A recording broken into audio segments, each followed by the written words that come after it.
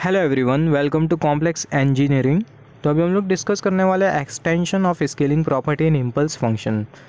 ये एक प्रॉपर्टी होती है इम्पल्स फंक्शन की, जैसे कि हमने डिस्कस किया था। जो इम्पल्स फंक्शन होता है इसको हम लोग डायरेक्ट डेल्टा फंक्शन भी बोलते हैं, और जो इम्पल्स फंक्शन होता है उसकी कुछ प्रॉपर्टी होती है, जैसे कि टाइम शिफ्टिंग प्रॉपर्टी हो गई, फिर उसके बाद प्रोडक्ट प्रॉपर्टी हो गई, टाइम स्केलिंग प्रॉपर्टी हो गई। तो similarly extension of scaling property ये भी एक प्रॉपर्टी होती है इम्पल्स फंक्शन की। मैथमेटिकली हम लोग कुछ इस तरीके से इसको शो करते हैं। I is equal to integral lower limit minus infinity upper limit plus infinity x of t into del g of t into d t. यहाँ पर ये जो प्रॉपर्टी है इसको समझने के लिए आपसे इतना टर्म कंसिडर करो, डेल जी टी।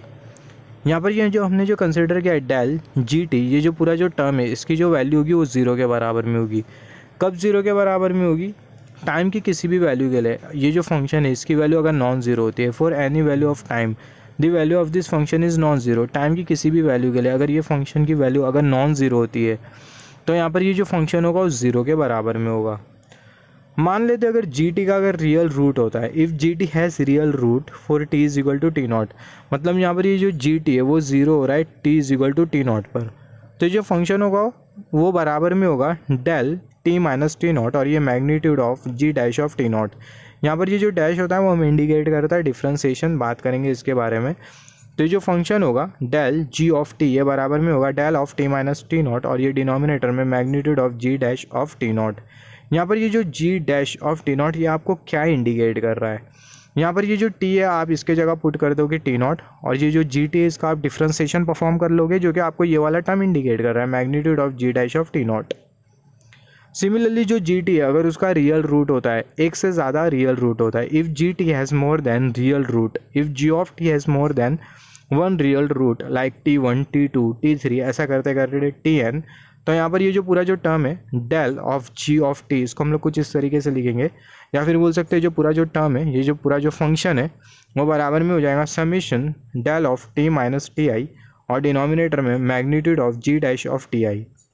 इसको हम लोग एक्सपांड करके या फिर बोल सकते हैं एक्सटेंड करके हम लोग कुछ इस तरीके से लिख सकते हैं, del of t minus t not और डिनोमिनेटर में magnitude of g dash of t naught plus del of t minus t one, denominator में magnitude of g dash of t one, plus del of t minus t two, denominator में magnitude of g dash of t two, ऐसा करते करते del of t minus t n, denominator में magnitude of g dash of t N. Similarly यहाँ पर अभी अगर हम लोग देखें टी के जगह आपको पुट करना होगा टी वन। इनिशियली आप क्या पुट करोगे? टी की जगह पुट करोगे टी नॉट, और जी ऑफ टी नॉट इसका डिफ्रेंसिएशन परफॉर्म कर लोगे, जो कि आपको ये वाला टर्म इंडिकेट कर रहा है g dash of t not. Similarly यहाँ पर टी के जगह आप क्या पुट करोगे? टी वन पुट करोगे और जी ऑफ टी वन इसका डिफ्रेंसिएशन परफॉर्म कर लोगे, जो कि आपको इंडिकेट कर रहा है g dash of t one. Similarly t के जगह आप क्या पुट करोगे? टी टू और जी ऑफ टी टू इसका डिफ्रेंसिएशन परफॉर्म कर लोगे, जो कि आपको इंडिकेट कर रहा है g dash of t two and so on. तो यहाँ पर हम लोग कुछ एग्जांपल्स कंसिडर कर लेते हैं एक्सटेंशन प्रॉपर्टी के ऊपर। तो यहाँ पर हमें एक इंटीग्रल दिया हुआ है, इससे हमें इवैल्यूएट करना है by using extension property of impulse function. I is equal to integral lower limit minus ten upper limit plus ten, और यहाँ पर ये टी स्क्वायर प्लस टेन, और यहाँ पर ये del of t square minus sixteen into d t हमने consider किया। तो यहाँ पर अगर हम लोग देखें del of t square minus sixteen बहुत हद तक क्लियर है कि जो टी स्क्वायर माइनस सिक्सटीन है वो है क्या? जो टी स्क्वायर माइनस सिक्सटीन है वो जी टी है। जो टी स्क्वायर माइनस सिक्सटीन है वो जी टी है। Just wait for a second. यहाँ पर ये जो जी टी है वो है t square minus sixteen. T square minus sixteen को जीरो के साथ इक्वेट कर दे तो हमें क्या मिलेगा? T is equal to plus minus four. तो यहाँ पर हमें टी की दो वैल्यू मिल रही है, एक प्लस फोर और एक माइनस फोर। तो हम लोग लिखेंगे कुछ इस तरीके से, T one is equal to plus four और जो टी टू है वो बराबर में माइनस फोर के। तो यहाँ पर अगर हम लोग देखें इसको हम लोग फर्दर कुछ इस तरीके से लिख सकते हैं एक्सटेंड करके, del of t square minus sixteen is equal to del of t minus t one, और डिनोमिनेटर में magnitude of g dash of t one plus del of t minus t two, denominator में magnitude of g dash of t two. तो यहाँ पर अभी अगर हम लोग देखें यहाँ पर हमें टी वन की एक वैल्यू मिली है जो कि है फोर, और जो टी टू की जो वैल्यू है वो हमें मिली है माइनस फोर। इसलिए जो फंक्शन है इसको हमने दो बार एक्सटेंड किया क्योंकि हमें टी की दो वैल्यू मिली है। तो जो फंक्शन है इसको हमने दो बार एक्सटेंड किया, del of t minus t one और डिनोमिनेटर में ये पूरा, और del of t minus t two denominator में ये पूरा। अब ये जो जी डैश ऑफ T1 और जो जी डैश ऑफ T2 है, इसकी वैल्यू हमें फाइंड आउट करनी होगी। तो इसकी वैल्यू को हम लोग कैसा फाइंड आउट करें, और यहाँ पर अभी अगर हम लोग देखिए ये वाला जो टर्म है वो यहाँ पर अपीयर कर रहा है और ये जो है वो पूरा इसके बराबर में है, तो इसके जगह हम लोग पुट कर देंगे ये वाला पूरा दोनों टर्म। तो जो जी टी है वो बराबर में टी स्क्वायर माइनस 16, तो जो जी टी इसका अगर हम लोग डिफ्रेंसिएशन परफॉर्म करें जी डैश ऑफ टी, तो हमें मिल जाएगा 2t, टी स्क्वायर का डिफ्रेंसिएशन हो जाएगा 2t। Ji dash of T अगर हम लोग कंसिडर करें जी डैश ऑफ T1, यहाँ पर ये जो टी हमें जो दिखाई दे रहा है, यहाँ पर ये जो टी जो दिखाई दे रहा है, इसके जगह हम लोग पुट करेंगे T1, तो हमें मिल जाएगा g dash of T1।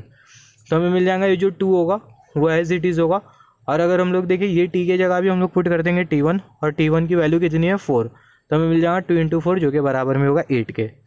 Similarly t के जगह हम लोग पुट कर देंगे T2, और यहाँ पर भी हम लोग टी के जगह पुट कर देंगे T2, तो हमें मिल जाएगा g dash of T2 is equal to 2 × T2 की वैल्यू कितनी है -4, तो यहाँ पर हमें मिल जाएगा -4, हमें मिल जाएगा -8।